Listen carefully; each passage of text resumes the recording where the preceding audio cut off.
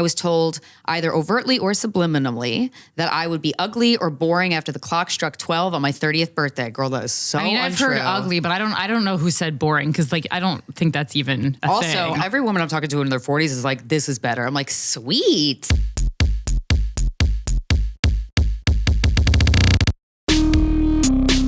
Welcome to Guys We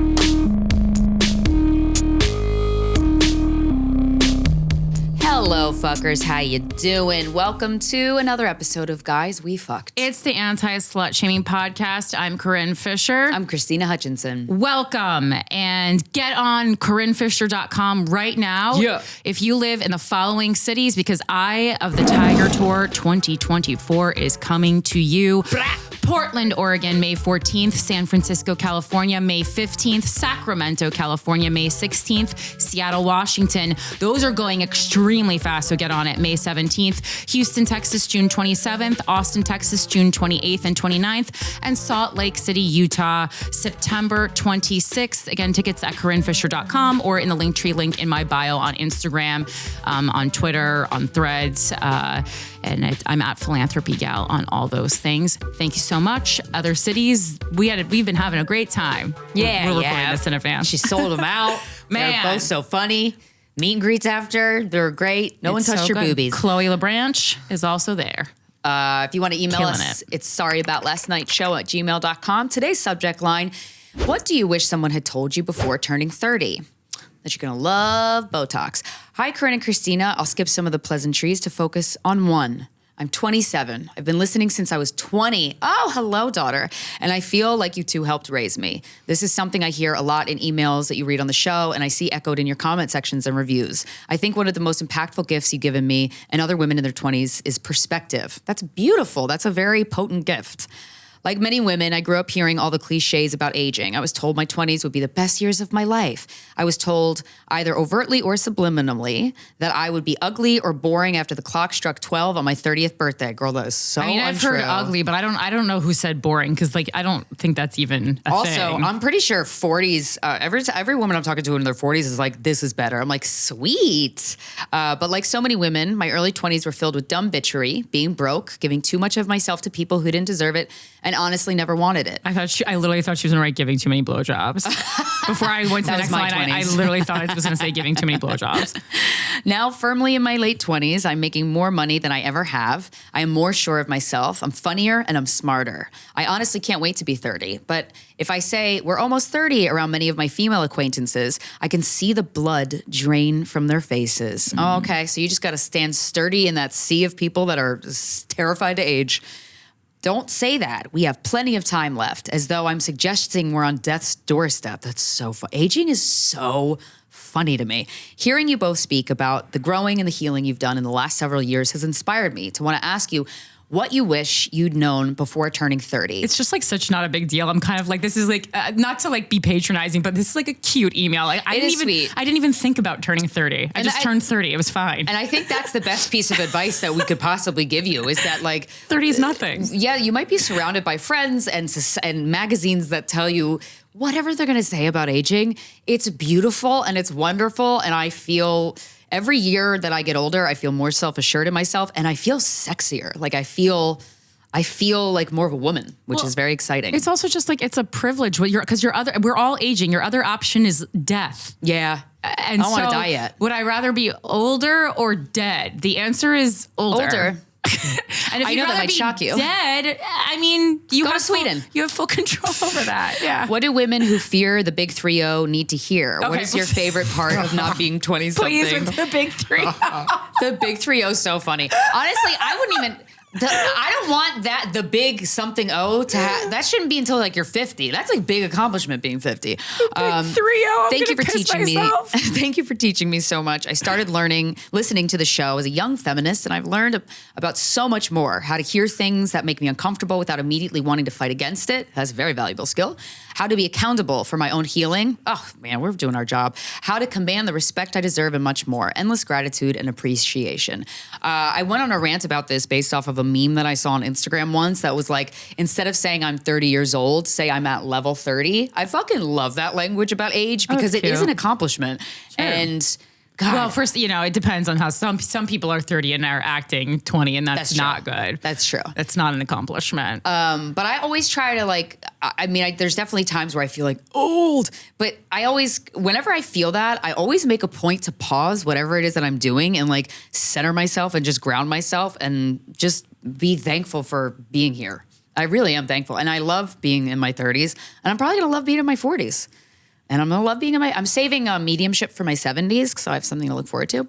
But yeah, when I was in my 20s, I think it's all about making mistakes, acting a little young and dumb. It's fun to act like that. It's not cute when you're in your 30s, so do it while you're in your 20s, Yeah, I mean, I just I don't. As I'm aging, there's nothing I wish. This is a common question. What do you wish people have told you? I wish people would have told me nothing, because what I can constantly learn is to not listen to anyone else but yourself. Yeah, that's a Corinne specific thing. Yeah, that is a Corinne specific thing, because I should have listened to other people in my life and not myself. But everyone's different. So for me, and also for me, 30 was so weird because I became a public person at 30, which I think is really too old for that to happen. So if you want to talk about age, because it's I really had such a great, I really was fully me. I've been fully me since I was 6, but I was really fully me. And then so a lot of people are doing work to heal. So but it was basically I was fine. And then I tried to be more open, and I let a lot of garbage in. Then I ended up spending the next several years clearing that out again and going back to the me that I was before I became in the public eye. That's a specific thing. If you're going to start a podcast that you talk about your life, and then you let a lot of damaged people give you notes that are completely incorrect, and you try to be open because you want to grow and listen to what other people have to say. But it turns out they were wrong and you were right the whole time, as you had assumed, which was why you got all that feedback in the first place. Projection, baby.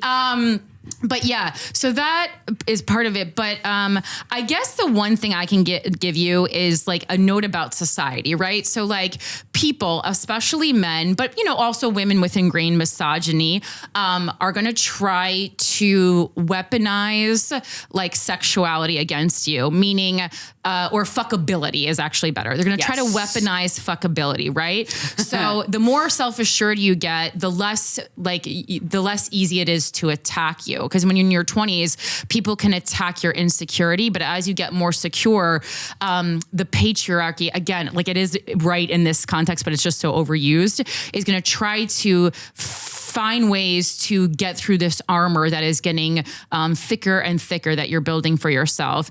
And the one thing that I think they continue to use, because it continues to work, is fuckability, right? And so when I talk about fuckability, they're going to try to say you're old, no one wants to fuck you. Oh, you're I get a lot of those. You're 30, whatever, no one wants to. You're unmarried, you're childless, you're dried up. Oh, you're dried up.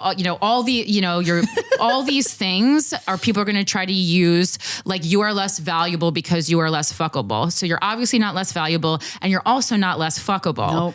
And not that matters, not that how fuckable you are matters, but I know some people are still concerned about it, and it's fine. We've been trained that is one of our, greatest assets. Things we get to offer to the world. But do not be prepared for it, because it's coming. Mm-hmm. Probably not for 5 years for you. I would say 35, I say was it when that really starts. But just know that it is completely fabricated, and it's a tactic to bring you down. Mm-hmm. It's not even truthful. Don't fall for it. And it's good to get a heads up. Yeah. I would say my biggest lesson is that if there are people in your life, whether they are friends or family or a coworker, that completely drain you, get them out immediately. Get them out. Which is harder and harder in the age of modern technology. I think about that all the time. All the people muting is very beneficial. Well, I have to keep changing my phone number. It's it's not like bad people. It's just I have a lot of people who I feel kind of neutral about, and I'd rather just spend the time by my, it's right. It's kind of just this is fucked up. I feel like they're just wasting, they're not bad people, but they're just they don't give you anything. I don't need this message in my inbox. My friends, so this past Friday, I had a brunch hangout with my friend Donna. I went over her house. She made breakfast, and we hung out for a couple hours and talked, and we did spiritual stuff, and it was amazing. That friendship lights me up. All of my friendships light me up. I love spending time with my friends. Yeah. And if you aren't excited to spend time with the person, or like, you know, obviously if they're going through a bad period, that's okay. You gotta be there for them. But if they drain you, if they insult you, if they bully you, if they try to make you feel less valuable, it's not personal because it has everything to do with them, but you don't have to take that. Everybody's playing hot potato with their pain, okay? And you don't have to catch the hot potato. And so I loved that game. Yeah, I know, right? That game was sick. It gave me anxiety, but I really loved it. I did, but like a fun, Yeah, like a yeah, thrill. yeah. It's like musical chairs. Yeah. But yeah, it's such, when you have gotten everybody out of your life that makes you feel less valuable or just bad in any way, it is incredible how you will feel. It's an inner peace that everybody deserves. And you should, if you haven't already, live alone, live by yourself. That's a gift. I think I want for every single person listening to this. Yeah. It's like when Live people talk by about yourself. saving up things, save up to see if you can live alone. Yeah, it's the best. Man, it is the best. Okay, guys. And, you know, I run a self-help group therapy once a week on my Patreon. It's patreon.com/Krystyna Hutchinson. For 1 hour every single week, I hop on a Zoom with a bunch of people, a lot of guys, very proud of them, and women, and non-binary. But the guy thing, I was like, all right, nice. And we just talk about whatever's on our mind, and we get really deep. And people are going through some people are going through some crazy shit. Some people are just kind of just living their life, wanting to know what everybody else is doing. So it's a really valuable space, especially if you need to get something off your chest to a bunch of people that don't know you but are willing to listen. Patreon.com/Krystyna Hutchinson. I also have a solo podcast called The Voices in Our Heads. Every Monday it comes out, except today because there's an eclipse, so Megaphone is down. But every Monday it comes out. And at the end of most of the episodes, I read a little excerpt from a book that has been changing my life. Lately, I've been reading from R.J. Spina's Supercharged Self-Healing. He was paralyzed from the waist down and healed himself completely in 100 days of a lot of autoimmune diseases and diabetes. I think is an autoimmune. No, that's not autoimmune, is it? Diabetes? I don't think diabetes. I'm not a doctor. But either way, The Voices in Our Heads out every Monday, and then patreon.com/Krystyna Hutchinson. And follow me on social media because boy, have I plateaued, and I'm trying to suck that algorithm's D real good. And I am very good at blowjobs, and I am being very mindful of my blowjobs with the algorithm, and it's still flicking me off. So follow me at Krystyna Hutch, KRYSTYNA. I was looking about if diabetes is an autoimmune, but it says, I don't know. It's like there's a autoimmune type of diabetes. Anyway, sorry. I just like knowledge. Yeah. Anyway, I do like knowledge. That was actually a great transition. I love knowledge. I love facts. I love learning. I have really spent the past several years reading the news and becoming a really super active citizen. I was always an active citizen, but like kind of like only in the feminism space. And then I decided to broaden that a bit. And if you're interested in doing that too, but the regular news like bores you or upsets you, and you want to have someone hold your hand through it, I'm your gal. So Without a Country, it is on YouTube every Wednesday, usually at 9 p.m. Eastern Standard Time, but also you can listen to the audio version anywhere you listen to podcasts. It's been so interesting. We've been doing so many great guests, obviously talking about the presidential election that's upcoming, and doing a lot of animal rights chatter because I've been super into that. This week's episode, we talked about culling, which if you want to find out what that is, listen to this week's episode. It's bad. It's not good. So enjoy that. And we have a very special birthday in the house. Birthday to you. Eric is not even paying attention to his own birthday celebration. That's I think your the birthday bookcase is stripper. here. That's We were what getting it a is. package big delivered. delivery. Wow, that You was could just great leave it there. timing. You could just leave it there. Thank you. Thank you. We have Eric's big birthday is tomorrow. Oh, right. By big, we don't know. I don't know exactly. Is How it old are you? 27? 26. 26? Only 20. 26? The big 2-6. Only 26. I actually thought you were. Get you your were already orthopedic 26. All right. So the big 2-6s tomorrow. Since you we're doing the nervous? big. Yeah, this is the one I've been dreading. Are you serious? Yeah, I got to get health insurance now. I see. Or you could just not. Yeah. Just get catastrophic. Yeah, I could just let my back just get worse and worse and worse. Well, I mean, were you 26 Were you going on 87. Were you going to the doctor to fix it now? I was, and then I started traveling a lot, and then I couldn't. Right. Okay. All right. We'll just get really into Thai massage for $40. Yeah. Yeah. And no, make I sure found you a good one. ground. Have your bare feet on the earth. It takes the toxins out, the minerals of the earth. Really? Just try I it. didn't It know can't that. hurt. But that's Yeah, not going it to hurt does. his back problem. It might help your back. I feel like in What? New York, My I'm help gonna it. get hepatitis from putting my feet. Yeah, on don't do it on like where there's a hypodermic needles laying around. Right. But you could find a sick spot in like Long Island City or something, Roosevelt Island. No hypodermic needles there. Just ghosts. So any birthday wishes for 26? What is this year going to offer you? What are you going to offer this year? Yeah, that's a great. Yeah. Oh, that's a question I never thought I'd ask myself. Well, start thinking about it, Sonny. It's a question you never thought you'd ask yourself. no, what am I going to offer this year? What are you going to offer Wow, the world? men just don't. No, I don't think that broadly. I just have like a list of Good for you. I have a list of problems in my head that I need to solve all the time. That's the spirit. Okay. What, are you What do you wish for yourself? working actively towards solutions, or are they just kind of floating around haunting you? No, I'm both. Okay. Oh, we're both ghost hunters. Yeah. Cool. All right. Yeah, I think this year I'm gonna fix my back. Okay. All right. Okay. And I'm going to, I don't know, just keep moving. I'm gonna finish. I'm gonna get to an hour. on Of stage. material. Yeah. An hour of material. Okay. Nice. What That's a year of great this? goal. What stand-up year is this for you? I started 2016. I didn't ask to in do March. math. I just wanted a Yeah. number. Tell us how many I'd years. say this will be 7. Okay. That's a Oh, good time to okay. do an hour. Yeah. That's a good time to do an hour. a long time. Yeah. Okay. Yeah. I don't count the pandemic. Okay. That's Okay. fair. That's fair. You can, but you don't have to. No, I did like 10 live shows over the Okay. pandemic. Okay. A lot of Zoom birthday parties for Zoom birthday right, party. Right. Yes. Yeah, I had Zoom like cocktail hour with girlfriends, and I was like, this is kind of sad. they'd pay me to roast family members that I Oh, didn't that's have. fun. Who's they? Just families The would government? find me on this site that I They signed up for. find you? Yeah. Uh-oh. I was Oh. doing Zoom entertainment. Hotmanservant.com.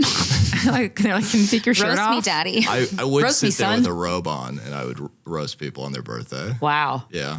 The robe part's The weird. robe is weird. Robe Were is you weird. okay? Do you need to make a music video like Drake Bell? Yeah, did the mommy touch you weird? Because, well, let's know. Yeah, the Zoom producer off screen, he was pretty handsy. Jesus Christ, Eric. Was it, was his my name Dan? roommate. It was my roommate. It was fine. Well, that's not That good was to live with Diego? your molester. No, it wasn't Diego. Oh, it was another roommate. Okay. All right. Well, Well, good. happy birthday What an tomorrow, exciting year. Eric. What an horrible. exciting year ahead of you. Yeah, that's not. I mean, so I was talking about that Maybe- girl who was writing about the big 3-0. Yeah. See, look, age is just what you make of it. This It guy really feels is. a lot older than either of us. I know. I feel young as hell. I honestly do. Okay. Also, come see me in Edmonton. here we June go. 6th through 9th. Just In taking up our Minneapolis, billboard July space. No, I'm just kidding. 18th through 21st. Nice. Really sold it for us. That was good. How you doing, Corinne? I'm good. So I don't know if you go through this, but I am at a point in my life, and this has never really happened to me before. Like it's happened like, every now and then with individual people, but it's never happened like large scale. I am like absolutely repulsed by almost like sexually by almost anyone I've ever dated. Like the thought of having sex with them makes me want to actually throw up. Interesting. Makes me want to throw up in a toilet bowl. Yeah. I pretty much always feel that way when I break up with somebody after like a year. I'm Really? like, ugh. No, Yeah. there's- And it's nothing against them because they're not ugly. They're just, I'm disappointed in myself a little bit. There's like two of my more serious exes who like don't repulse me at all. And like, not that I would want to have sex with them, but like they don't repulse me in any way. But yeah, mostly everyone else, like whether they've been boyfriends or just like people. Yeah. Like That's deeper than not wanting to just fuck. like actually like the thought that their hand has touched even like wow, my yeah. skin. Yeah, wow. Just makes me just, Yeah. like you said. And some of them, like a lot of them I'm not in contact with anymore, but like some of them I am, and like we're still friends, but like then every now and again, because like we have dated or have had that relationship, they'll say something like a little flirty and like, you're like, oh, when a guy is, I almost just threw up a little bit. when a guy tries to flirt with you and you are not feeling it, whether it's like a repulsion or just like, I'm not interested in you, it is so gross. And it's not their fault, but it's like, if it hits different, man. It hits different. I just like don't like. I would rather fuck just like a guy on the subway train than any of these people. Like, Yeah. like just Wow. like. And then I start visualizing like one time, like, you know, when their penis went into my vagina, and I'm just like, Oh no, Corinne, don't do that to yourself. wait, because it's like intrusive thoughts, you know? Oh, right. Wait, so Eric, I used to get intrusive thoughts, but about other shit. God, So sorry. does this ever happen to you, Eric, with women? Yeah, a little bit, honestly. Really? Yeah. Like it makes you want to like actually fucking like your skin is crawling. No, I wouldn't say skin is crawling. I just think about Back like, is pulsating. like it's just like with this person that I didn't have any real connection with. I was like, why did Were I they stay hot? with Well, this? this doesn't feel as severe as what I'm. Yeah, no, as it's a not- picture I'm painting. It's not a repulsion. It's more like Yeah, it's more like a guilt or like a disappointment in myself. Yeah. Yeah, Mine is not even there. I'm like whatever I did, you know. Yeah, but right. I'm not like sitting around like, oh, how could like, you do this? But you know, the to memories yourself. are Yeah. tainted now. The memories are tainted. Well, with the memories were repulsion. never good. They weren't memories I was like holding in my heart. None of these people. Like the two people who's like the two people who's like, yeah. Well, actually, I was like basically like 3 of my like 4 like main core boyfriends don't repulse me still. Yeah. And the one I never really had sexual chemistry anyway, but like he doesn't. We're still like good friends. Like Yeah.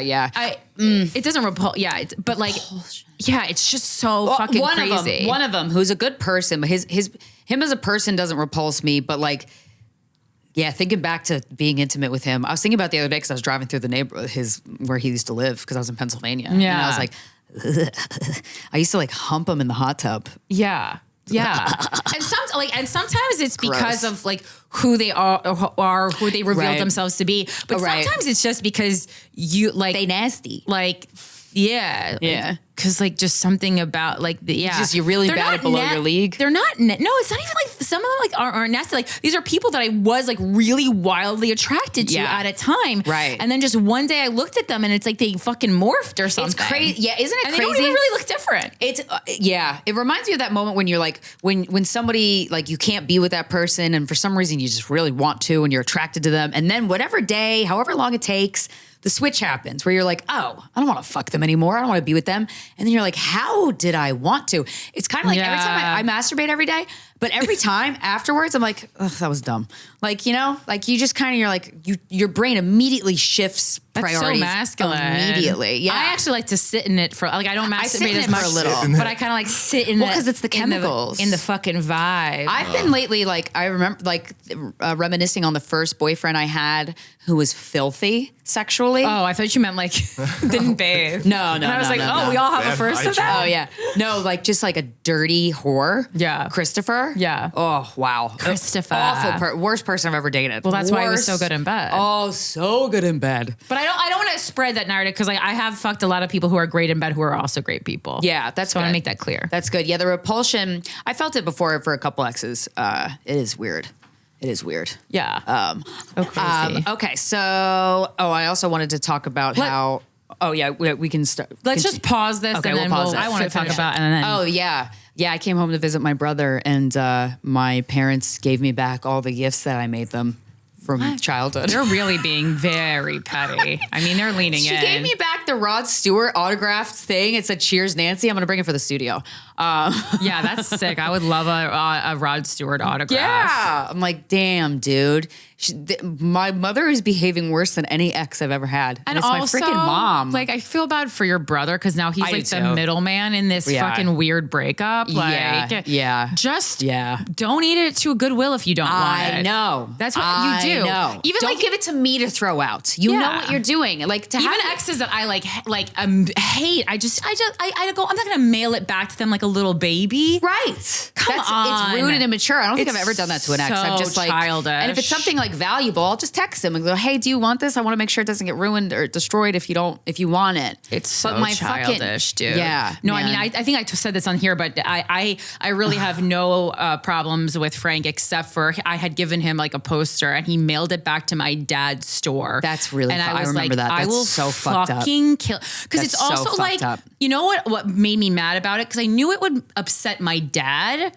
And it did upset my dad. And I'm like, Yeah. I knew it would upset my dad more than me. Yeah. And like I walked down to the dinner table one night and the conversation stopped and I go, well, what you guys were obviously talking about me, mom and dad, what were you talking about?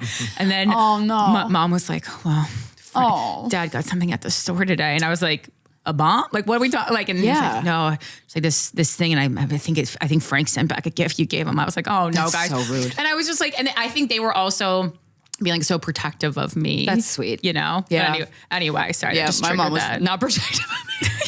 I mean, I'm used to it. I'm not. That's I'm fucked. It's fucked up. And my hair, I guess from when I was a She kid. gave you back your hair? She gave me back Krystyna. a giant lock of my hair.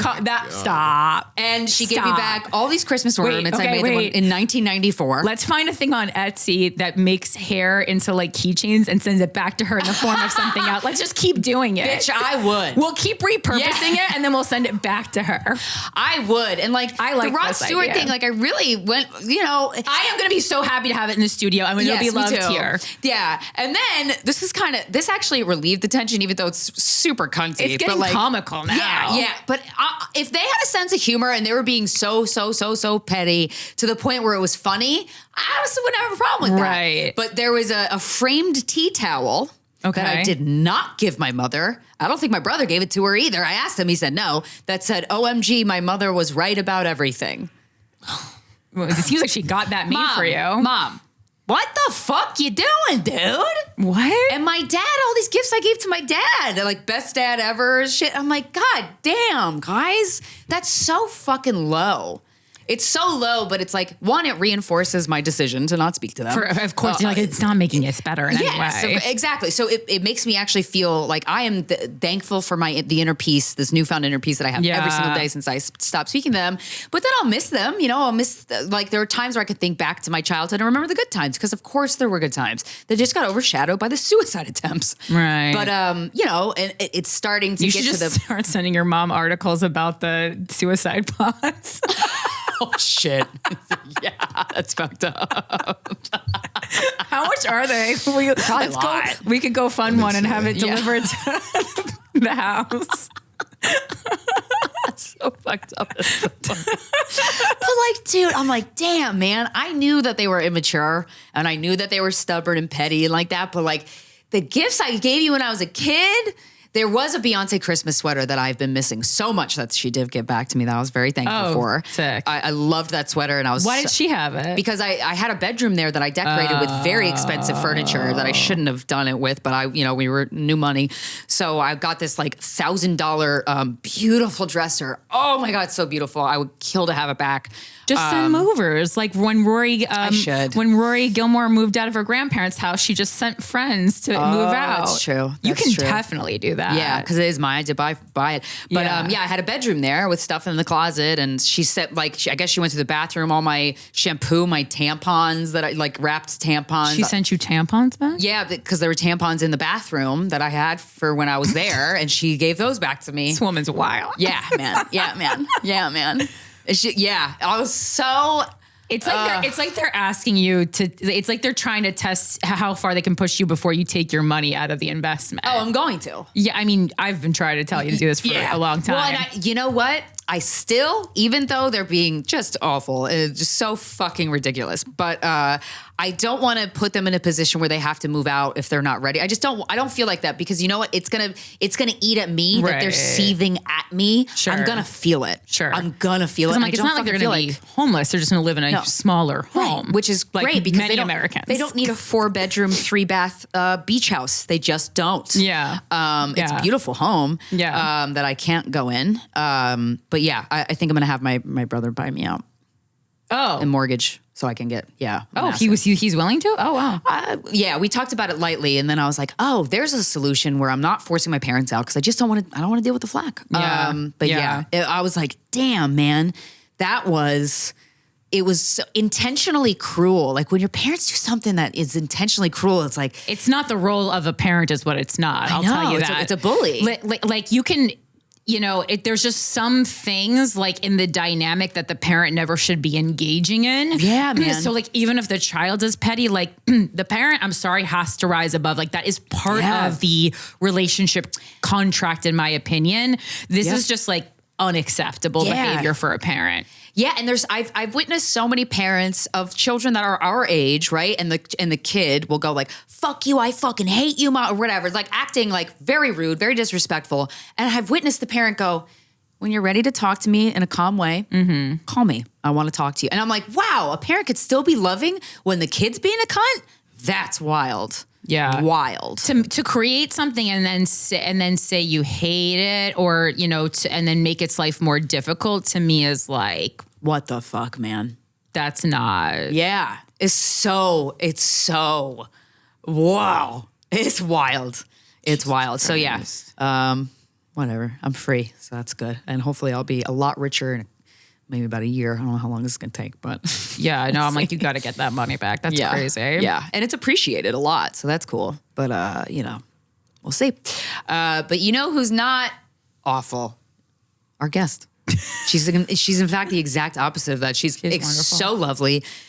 I learned so much about just communicating with partners, with sexual partners and romantic partners through our conversation together. I think you're going to love this interview. She's an award-winning sex edutainer, speaker, and self-proclaimed dildo slinger. She's been known for her live sex ed show, Q&A show, Sex Ed a Go-Go, and is a sexpert on the Netflix docuseries The Principles of Pleasure. Ladies and gentlemen, please welcome to the show, Dirty Lola.